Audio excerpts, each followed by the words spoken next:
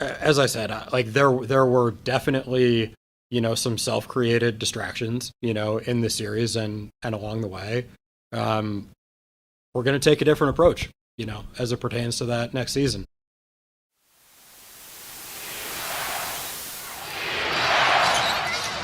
Morant with a running start. Elevate! Oh, it dunks! Oh, my goodness! Tie game in overtime. Gasol will turn his heat. It's gone! Memphis on top. 7-10 remaining. Conley now a three. Count it! A 15-point lead for Memphis. And Blake Griffin gets into it on the floor with Randolph. Hard to tell if there are any punches being thrown under there, but Griffin took acceptance. Adams going long. Morant! Oh! He hit it! John Morant, insanity! You gotta be kidding me. Welcome to Grits and Grinds, a Memphis Grizzlies podcast. The Grizzlies season is over. My name is Keith Parrish. Thanks for listening. Thanks to everybody who've listened all year. The Grizzlies had a extremely disappointing, disheartening, horrifying end of the season defeat in Game 6. They did not force a home Game 7 for the second straight year. They did not force a home Game 7. They lost by 40 points, 125 to 85. It's the largest margin of defeat in Grizzlies postseason history. They shot 30% from the field as a team. Ja Morant, Jaren Jackson Jr., and Desmond Bane combined to only make 11 of their 44 field goal attempts. If Ja, Jaren, and Desmond shoot 25%, you're not beating anyone, let alone a Lakers team that is ascending, peaking right now, featuring two Hall of Famers, featuring Anthony Davis, playing as well as anyone in the entire playoffs. Anthony Davis dominated this playoff series. He blocked 25 shots in the 6-game series. Only Kareem and Shaq are Lakers who have blocked at least 25 shots over a 6-game span in the playoffs. Here's the list of players over any 6-game span in the playoffs to average at least 20 points per game, 10 rebounds per game, 4 blocks per game, and a steal per game. It's Hakeem Olajuwon, David Robinson, Patrick Ewing, Tim Duncan, Kareem Abdul-Jabbar, and now Anthony Davis. LeBron, he won his 40th playoff series. That's tied with Derek Fisher for the most ever. Even D'Angelo Russell had a career-high 31 points. He had a very good series. But the problems for Memphis were mainly on the offensive end. They could not score. From the start of this game, and from the start of every road game, the Grizzlies could not convert on the offensive end. The Grizzlies kept missing shots. The Lakers did play good defense, but a lot of it was the Lakers would just basically help off on whoever had the ball. Whenever Ja Morant drove, whoever was guarding a shooter would pinch in. Whenever Jaren Jackson Jr. tried a post move, whoever was guarding like Ja Morant would come and help. And the Grizzlies could not make enough three-pointers to punish the Lakers for this strategy. The team field goal percentage of 30.2% is the 7th lowest in Grizzlies franchise history. That's out of 2,327 games. In 28 seasons, that's the 7th worst field goal percentage in any game for the Grizzlies. They shot 29% on two-pointers. That's the worst two-point percentage they've ever had in a playoff game in franchise history. That's just the 5th time in these 2,300-something games where they've made under 30% of their two-point attempts in a game. The 85 points they scored, that's the fewest points the Lakers have allowed in a game this season. 30.2% from the field. But it gets more distressing for me. In all 3 road games in this series, the Grizzlies failed to shoot 40%. Going back to last year, in the Game 6 loss against the Warriors, they only shot 37.4% as a team in that game. That's 4 straight playoff road games. The Grizzlies have shot under 40% as a team. That's the second longest streak since the ABA-NBA merger as far as consecutive road playoff games failing to make 40% of your field goal attempts. The only longer streak, the Memphis Grizzlies from 2015 to 2017. This is stretched over 3 seasons. That's Game 5 against the Warriors in 2015. A very, very good Grizzlies team, of course. Then you get 2 games from the heartbreaking Jaeger Tears series. Games 1 and 2 against the Spurs that year, a sweep. And then you add 2 more games against the Spurs the next year in the Take That for Data series. But the Grizzlies now, after having a regular season where they were bad on the road, were abysmal on the road in the playoffs. Last year on the road in the playoffs, also not good. Now, in the regular season last year, you remember they set a franchise record for the most road wins.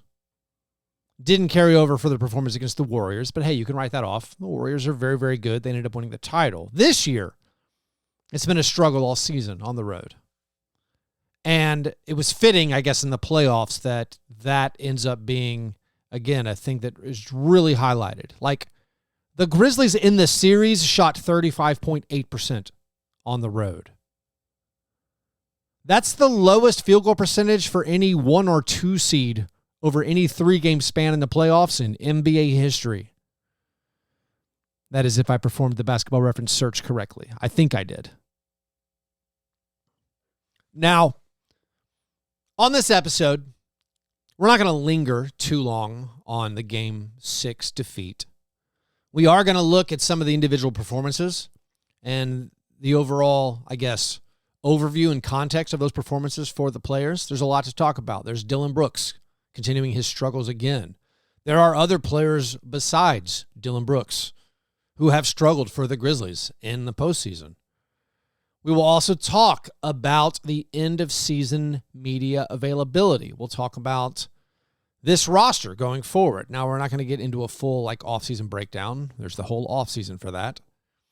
I'm not going to start identifying trade targets and free agent targets.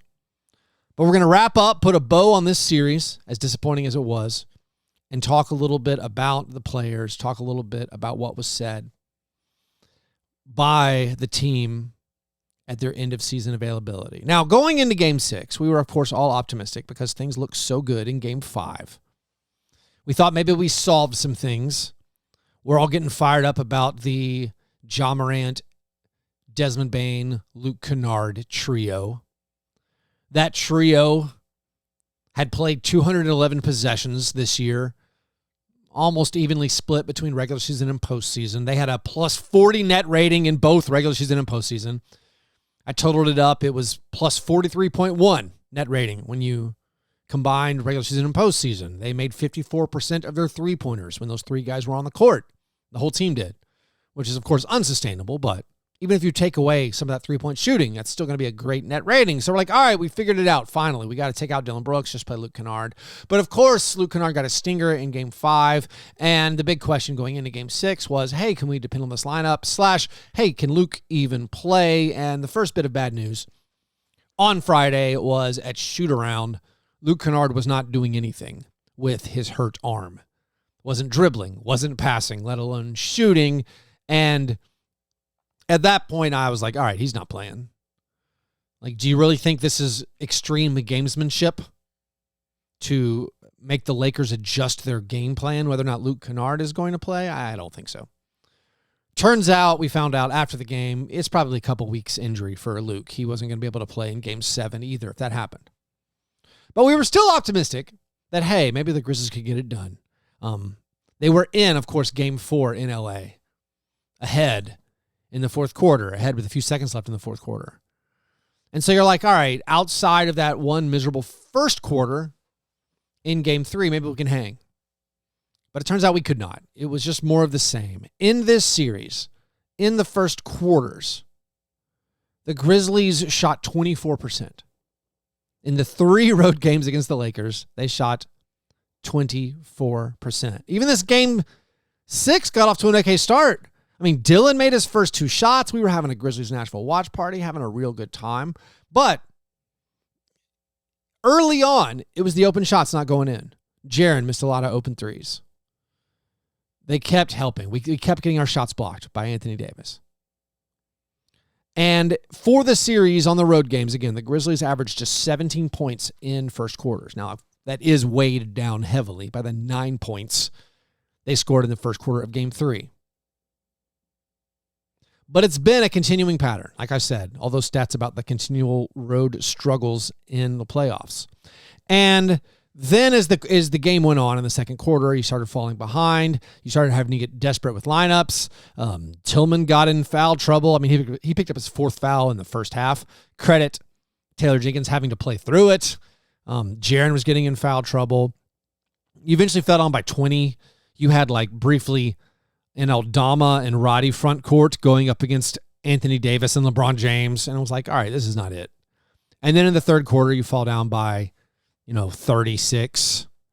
And you're clearing the bench with 9 minutes left.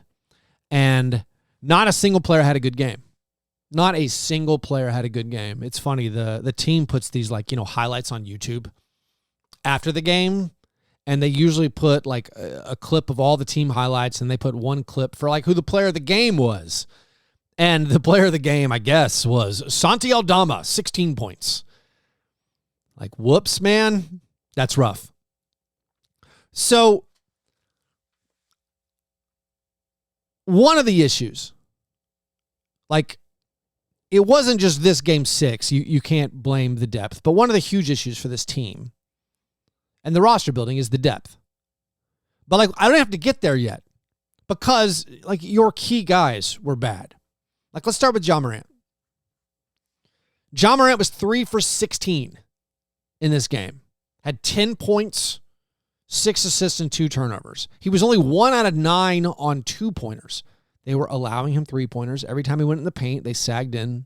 He was met with a defender, an extra defender usually. This is the fewest points Ja Morant's ever scored in a playoff game, the fewest made field goals he's ever had in a playoff game, the worst field goal percentage he's ever had in a playoff game. This is the 3rd time in his career, regular season or postseason, that Ja's played 30 or more minutes and only scored 10 points or less.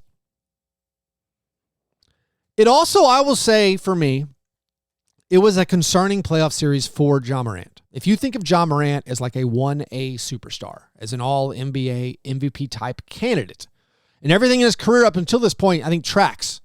His playoff numbers up until this point track with that. And you can still find incredible, overall playoff numbers for Ja Morant, supporting his inclusion as this is one of the elite top 10 guys in the NBA. But the Lakers defense totally took him out. And his road play, and maybe there's more going on, and maybe it's a continuation of the struggles he's faced this year off the court. Some of those self-inflicted. A lot of the talk at this postseason media availability was about self-created distractions, self-inflicted problems. But Ja Morant going 3 for 16 in this Game 6 in an elimination game. Did Isaiah Thomas ever go 3 for 16 in an elimination game? No, he did not. When I try to compare him to the all-time greats I hope Ja Morant, becomes, going out like this, I say going out sad. I mean, the whole team went out sad. But going out like this, it's kind of discouraging. And then if you look at all the road stats for Ja Morant in this series, we know in Game 3 he had 45 points, monster game. He scored 24 points, including 22 straight in the fourth quarter. But those numbers, I think, are masking his true play on the road in this series. You take away those 24 points in the fourth quarter when it was basically garbage time. He was 9 out of 12 from the field in that fourth quarter. I mean, it was a scintillating effort. It's probably not fair to exclude this from his stats. I was there in person. It was incredibly exciting. He was great, but it was too little too late. The Lakers were running the clock out. They didn't really get worried if Ja Morant scored every time.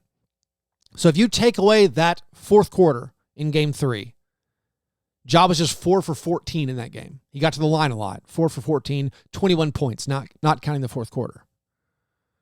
You take away that fourth quarter of game 3, Ja's 4 for 14. In the next game, of course, he was 8 for 24 in a close overtime loss. He was great at game 5 at home, but then, of course, we're just counting road games.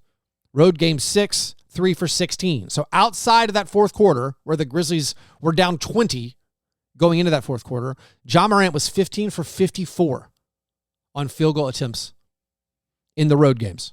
27.8%. I mean, you tip your hat to the Lakers defense, but those are concerning, problematic numbers for me. The play of Jaren Jackson Jr. All right, Jaren had a lot of great stuff. He had an amazing game 1. He put up, I think, generally good numbers overall.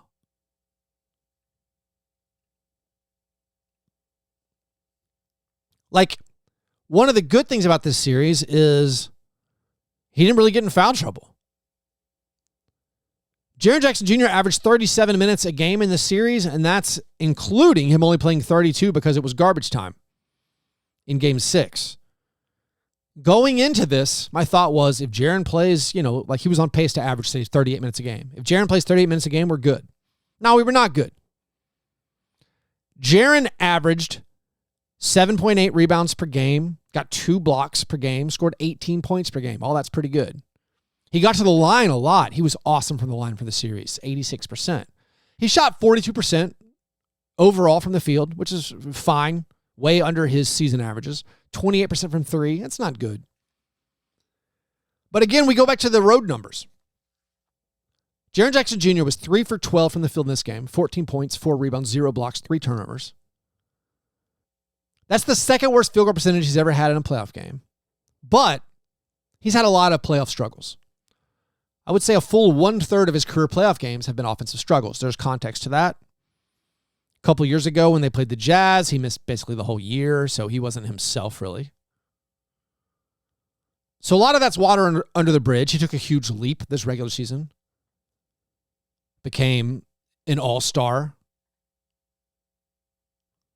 But in the last 5 games of the series, he shot under 50% in all of them.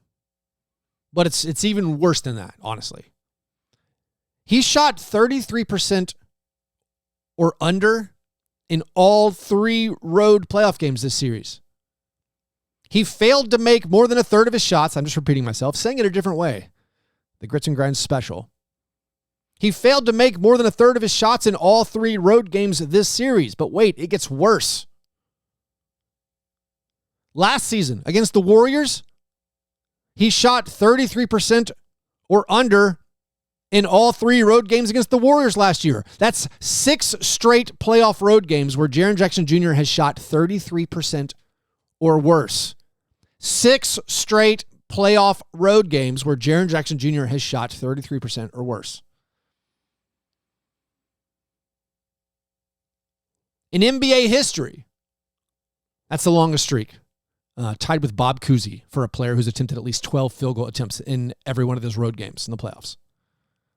In his last 5 playoff road games, he is 3 for 27 from 3. Of course, I'm arbitrarily shaving off the 6th game. He's 7 for 35 if you include all 3 playoff road games in the last 2 series. The last 6 playoff road games against the Lakers this year, against the Warriors last year. The added context is, you're playing really good defensive teams. The Lakers had AD. The Warriors, of course, have Draymond and Kevon Looney and Andrew Wiggins. But those are some bad shooting numbers for Jaren Jackson Jr. Jaren Jackson Jr. gets very little of team blame. Like Dillon Brooks gets all the team blame. He gets a lot of warranted blame. I'm not saying don't blame Dillon Brooks. Jaren Jackson Jr., very likable, very, very good basketball player. Kind of skated by on the playoff performances. 6 straight road playoff games for Jaren. He shot 33% or worse from the field in every single one of them. Now, it doesn't match up to Dillon's stats, of course. We can talk about Dillon now a little bit. Dillon Brooks continued he finished up an apocalyptic playoff series. If these are the final games Dillon Brooks is played on the Grizzlies, he will have gone 11 straight playoff games, plus one he was suspended, without making 40% of his field goal attempts. 11 straight playoff games under 40%. He made his first 2 shots. He missed 7 of his last 9. Was 4 for 11. He did not speak to the media for the 3rd straight game. He ended up getting fined $25,000 by the NBA for failing to participate in post-game media. He has now been fined at least $373,000 this season, according to Spotrac, for various suspensions, technicals, shoving cameramen, hitting below the belt, not talking to the media, that sort of thing. Dillon Brooks was so bad in this series. Dillon Brooks cost himself a ton of money. I think he probably closed the chapter on his time in Memphis. Zach Kleiman was asked about Dillon Brooks, and Zach Kleiman basically said, I'm not going to talk about it. He did say, and I think very importantly, he said there were, quote, a lot of self-created distractions, and he said they're going to go in a different direction going forward, which sounded like a loaded statement because it was specifically in response to a question about Dillon Brooks. Maybe we're just connecting those things. Now, if you want a single eye-popping stat to describe maybe how bad Dillon was, you can just throw out the plus-minus. Dillon Brooks was last on the team in plus-minus for the series at minus 44. Luke Kennard was first, plus 39. Now, that stat, I think, is misleading. Luke Kennard did not play in Game 6, where everyone had their plus-minus destroyed. Also, Luke Kennard picked up plus 26 in one game in the 17 minutes he played in Game 5. Luke Kennard is the only Grizzlies player to have a positive plus-minus for the series. I don't think the stat's totally fair. But if you want one single stat to pile on Dillon Brooks, last in plus-minus, minus 44, and Luke Kennard was first at plus 39. For the last 2 playoff series, there's actually some really nice symmetry here. This series against the Lakers, Dillon was 24 for 77 from the field, 31.2%. Last year against the Warriors, he was 24 for 76 from the field, 31.6%. Dillon made 10 out of 42 three-pointers. That's 23.8% this year. In the last 2 playoff series, he is now 22 for 79 on threes. That's 27.8%. Dillon's off-court antics, Dillon's fouling, Dillon's, honestly, we don't talk about it a lot, his inability to get to the foul line himself. The last 2 playoff series, we're talking about 153 field goal attempts and 11 free throw attempts. Talk about a lot. He doesn't rebound. The antics and the inefficient shooting, it crossed the threshold where, like, how can we deal with this guy? I do think there is some organizational blame to be held. They did not keep him in check. They never, ever experimented with him coming off the bench, ever. 6 years of Dillon Brooks, they basically started him no matter what, and they played him no matter what. I think if they had to do it over, they would not have done that. They would have moved him to the bench, tried to keep him in line somewhat. I mean, you don't want to keep your guys from being able to express themselves and talk in the media, but when you're being actively harmful, when you're inciting LeBron James, maybe don't do it.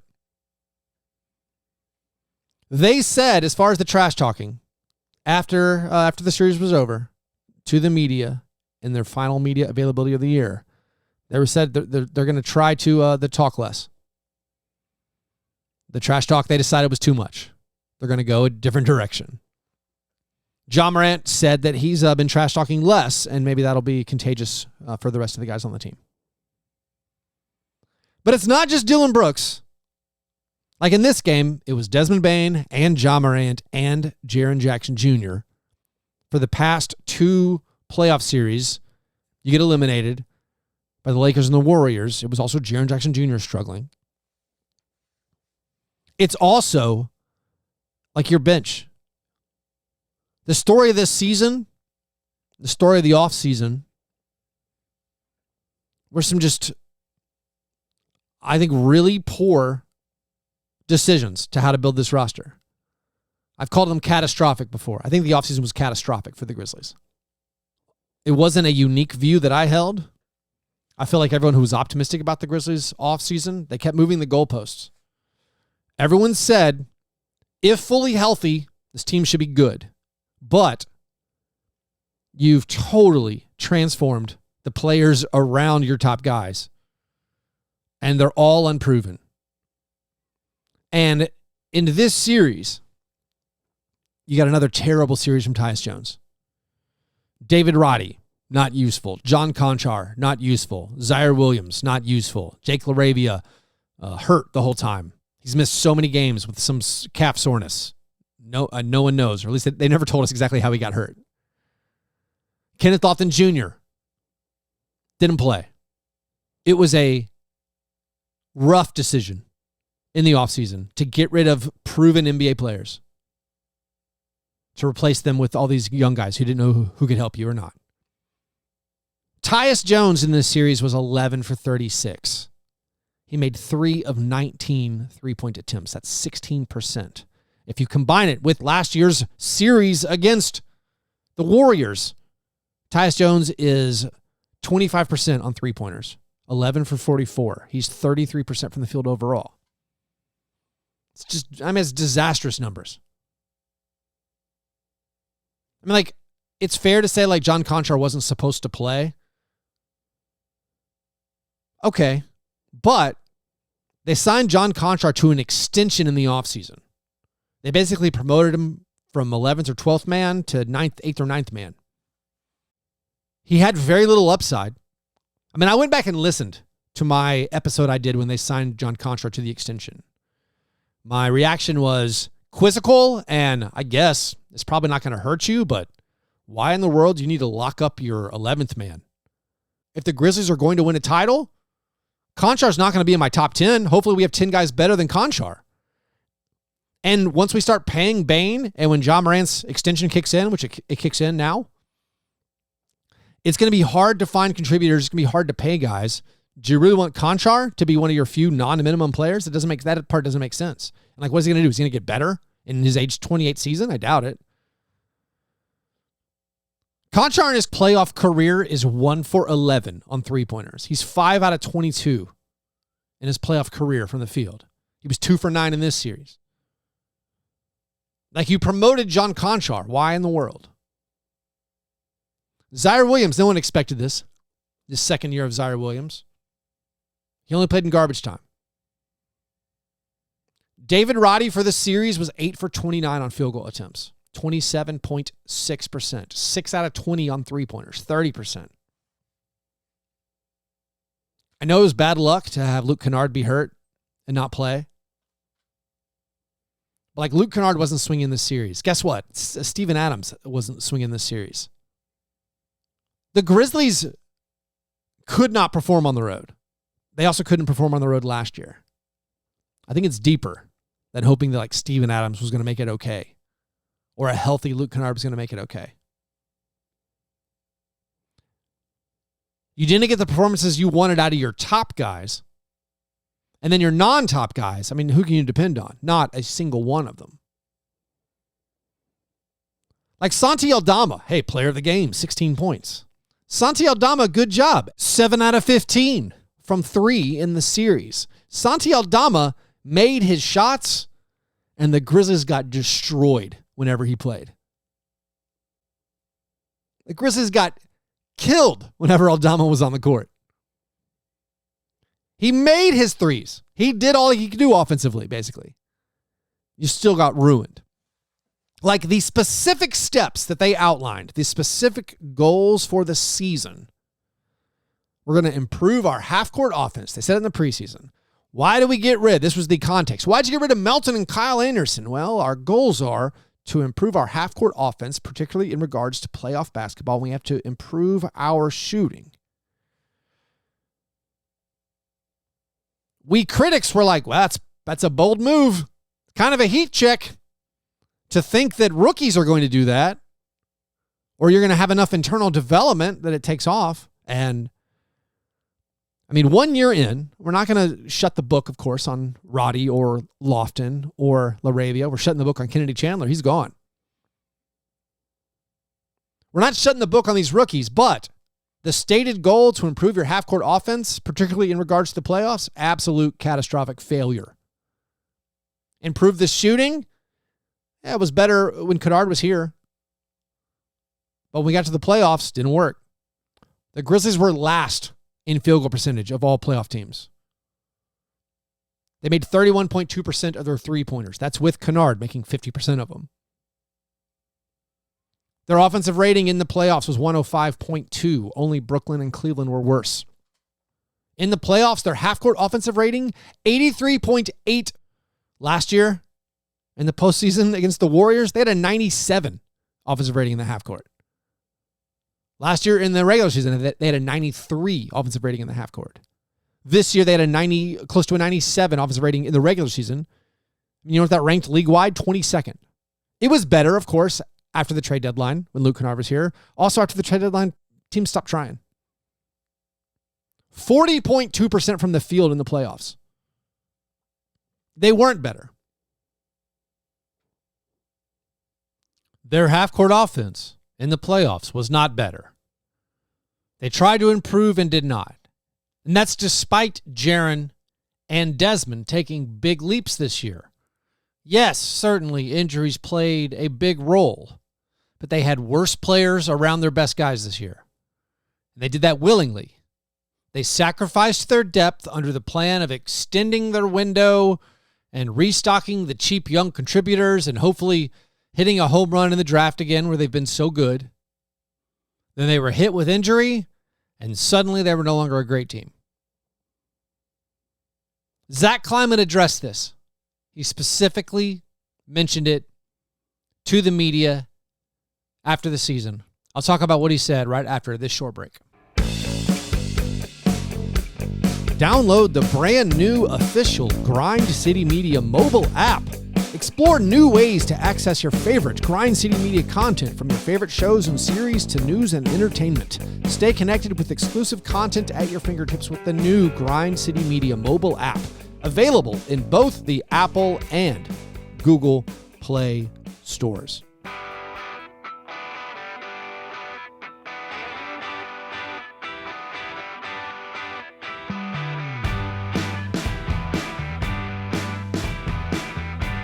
So in the end-of-season media availability, Zach Kleiman, in his opening answer, basically said that it was a mistake to triple down on youth. And I think it's apparent. I think it's obvious.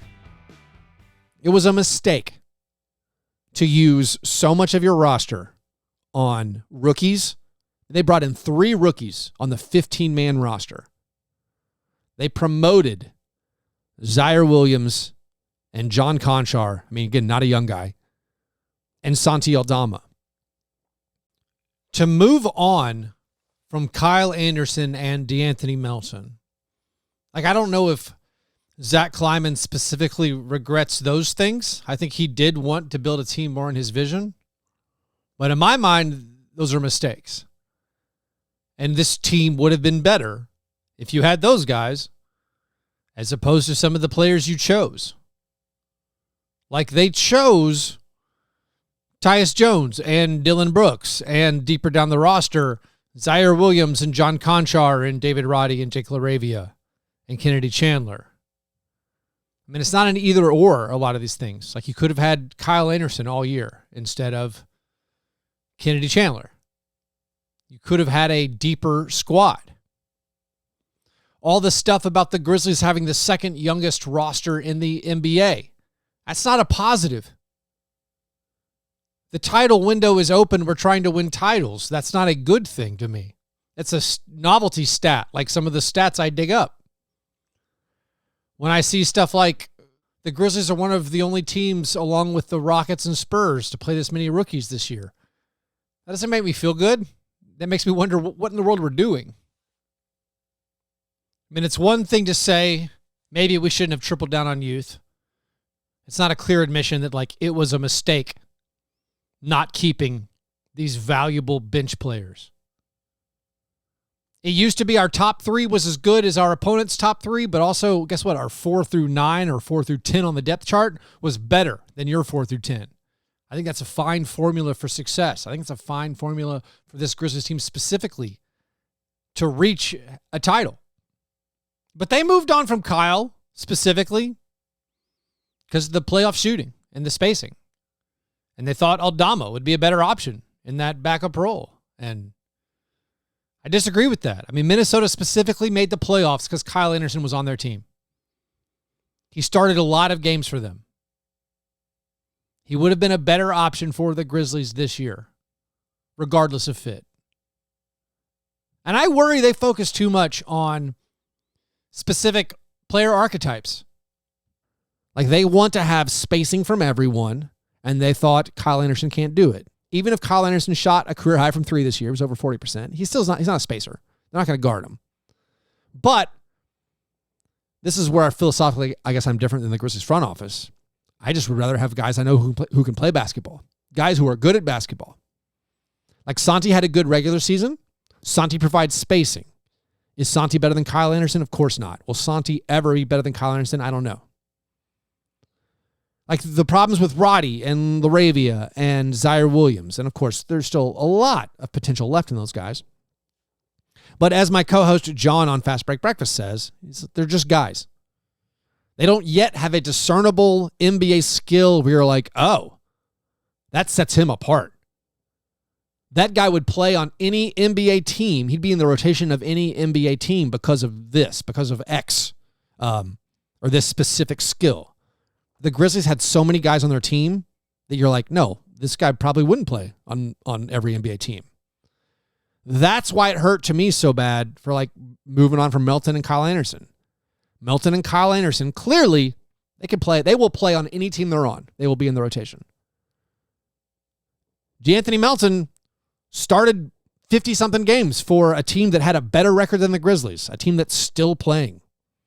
I know we wanted to move on. A lot of people wanted to move on from Melton because of playoff struggles. Well, do you think that it's more likely that a guy maybe in his third playoff run, this is D'Anthony Melton, who has shot over 39% from 3 over the past 3 seasons in the regular season, do you think he might get better the more playoff reps he gets? Do you think he might play better if he has guaranteed minutes? A secure spot? Like the guys they replaced him with, or the guys they chose over him? Tyus Jones, John Conchar, Roddy, Zaire Williams. Just abysmal playoffs. Melton is 1 month older than Desmond Bane. But maybe it doesn't matter. We moved on. We got Luke Kennard. Luke Kennard, again, they said he's a part of the future. Luke Kennard won me over this year, definitely. They say he's a long-term piece, is what they're talking about him now. But, like, it didn't have to be either or, honestly. I mean, you could have traded Tyus Jones for Luke Kennard if you wanted. The whole idea of last year, and this is where I'm kind of discouraged. I know maybe you guys want to pick me up. The pick me up is Ja Morant's 23, Jaren Jackson Jr. is 23, Desmond Bane is 24. They're just going to keep getting better. Desmond Bane took a huge leap this year. Jaren Jackson Jr. took a massive leap this year. They're going to keep getting better. The spot I'm down on is I think if you turn back the clock a year ago, the Grizzlies were closer to a title than they are right now. Here's what I mean. A year ago, I thought we were 10 deep, and our top 10 was as good as anybody, and we had multiple picks coming. We had our own pick back in 2022, and I think it was the Jazz pick in 2022. This year we have our own pick. In 2024, we have our own pick. We have the Warriors pick. We have all our picks going forward. We had this top 10, and I was like, oh, this is very exciting. Talking like John Morant, Desmond Bane, Jaren Jackson Jr., Dillon Brooks, Steven Adams, Tyus, DeAnthony, Kyle, Brandon Clark. We had Zaire. We had Santi Aldama. And then it's like, oh, well, now we've turned these picks into something else. Like, they're no longer the promise of the future. They're literal things. This pick is now Jake LaRavia. We traded 2 picks for Jake LaRavia. Traded Melton for Roddy. And then, the contract that ended up being Luke Kennard. We let Kyle Anderson walk for nothing. Now it looks like, oh, we might let Dillon Brooks walk for nothing. We're not replacing that asset.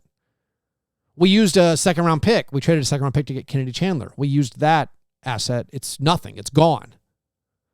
I understood adding Kenneth Lofton Jr. as an emergency big for the playoffs because of the Steven Adams injury, Brandon Clark injury. Oh, by the way, Brandon Clark, catastrophically injured. They said they hope he's going to be back for next year. The Achilles, there's objective things you can do to test it as he heals. That's what Kleiman said, and he's ahead of schedule. But of course, there's no timetable. They hope he can be ready at the end of the year. But I feel like we're further from a title than we were last year, because last year our top 10 of our roster was, I think, better objectively. Even when you consider that Bane and Jaren Jackson Jr. are way better than they are right now, are way better now than they were then. But players that used to have trade value, Dillon Brooks totally tanked his trade value, might leave in free agency. Zaire Williams totally tanked his trade value. The picks before they are made have value. Do you think Jake LaRavia has trade value? Do you think David Roddy has trade value? No, they don't.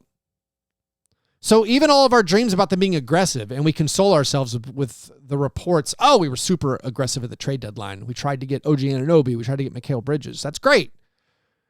I think the things we were offering back then are worth even less now. So it's tough. I mean, if we want to flip it to the glass half full, this Game 6 was so bad, and our road performances were so terrible, that it's like an eye-opening thing for the franchise, I think. We are not good enough. We cannot just be like, hey, man, Jake LaRavia is going to put in the work this summer and go to Summer League and we'll be good to go in the fall. No, man. Like, they have to add starters. They're hoping Steven Adams is ready for the start of the season. They have to add starters. We got to have a wing, man. And I don't know how you get them. They're going to have the mid-level exception available to them. They're going to try to be aggressive. They know the title window's open. But that's where it gets so frustrating. Again, I'm super, relieved that Zach Kleiman acknowledged it was a problem or it was a mistake. Should not have tripled down on youth. But the title window was open last year. We took the Warriors to the brink. We played them as good as anybody. And if you just ran it back, if you ran it back with the improvements that Desmond Bane made and Jaren Jackson Jr. made, if you ran it back, the team would have been better this season than they actually were. And that's like the incredible frustration. By the way, one player who did get better, who improved maybe his trade value, Xavier Tillman. Xavier Tillman was asked to do a lot in this playoff series. He was pretty good. He didn't have a good Game 6. No one did. Was in serious foul trouble. Had 2 points, 6 rebounds. He did pass Pau Gasol and Kyle Anderson to move into 11th in franchise history for playoff rebounds. He averaged 8.7 points per game, 8 rebounds per game, 3.2 assists per game, 0.7 steals, 0.7 blocks. Made 53% of his field goal attempts in the series. 17% of his field goal attempts were blocked in the series. Honestly, thought that number was higher. 8 of his 45 field goal attempts were blocked. Like, Tillman played well. he's going to be your backup center on opening night, you assume, assuming Steven Adams is back. But now, like, again, I went from being like, I like my top 10 of my squad a year ago to now it's like, yeah, I got 3 guys. John Morant, Desmond Bane, Jaren Jackson Jr. Everybody else, well, what can I get for him? I'm not done. I mean, I don't mean that to say I'm done with the rest of the guys. No, I'm not done. But they're not untouchable. They're not untouchable by any stretch. And so because of that, it becomes more like, it feels like to me that we're further away than we were a year ago. Anyways, apologies if that wasn't the pick-me-up you wanted. We will get more excited again about the Grizzlies as the pain of this loss dissipates, so we get a little further removed from it. The Grizzlies will now, prepare for the draft. I'll start looking forward to planning some fake trades and identifying the free agent targets I want. It's a way more wide open canvas, I feel like now. The lump of clay, which is the Grizzlies roster, has felt very rigid and like set for a couple of years now. And now I think with this loss, it's all right, all ideas back on the table. What can we do? Anyways, again, thanks for listening all year to these podcasts. They're not going anywhere. This podcast goes year-round. As long as there is still Grizzlies content and people interested in it like me, I will keep releasing episodes. So thanks to everyone who listened all regular season and postseason. Thanks for sticking with me as we head into the offseason. If you have any questions or topics or anything you want me to hit, feel free to reach out on Twitter and possibly I will get to them. Anyways, hope you have a great Monday. Talk to you soon. Go Grizz.